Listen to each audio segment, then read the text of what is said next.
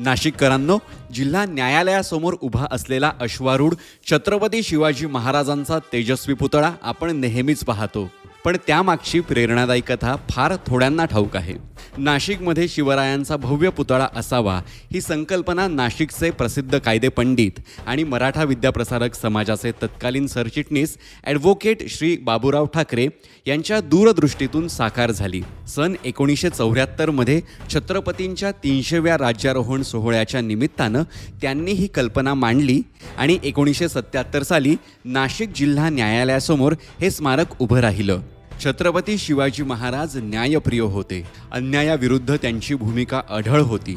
न्यायालयात येणाऱ्या वकील वर्गाला प्रेरणा मिळावी आणि गोरगरिबांना न्याय मिळवून देण्याची जाणीव जागी राहावी या हेतूनं ॲडव्होकेट बाबूराव ठाकरे यांनी न्यायालयासमोरील जागा निवडली. किती व्यापक हा दृष्टिकोन! स्मारकाचे आरेखन आर्किटेक्ट मालपाणी यांनी केले, तर अंधेरी मुंबई येथील शिल्पकार रामचंद्र शिरगावकर यांनी झेपावणाऱ्या अश्वावर आरूढ शिवरायांचे प्रभावी रूप साकारले.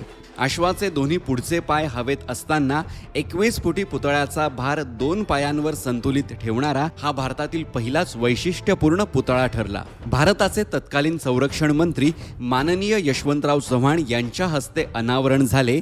मेसर्स शिल्पी कन्स्ट्रक्शन्स यांनी काम पूर्ण केले.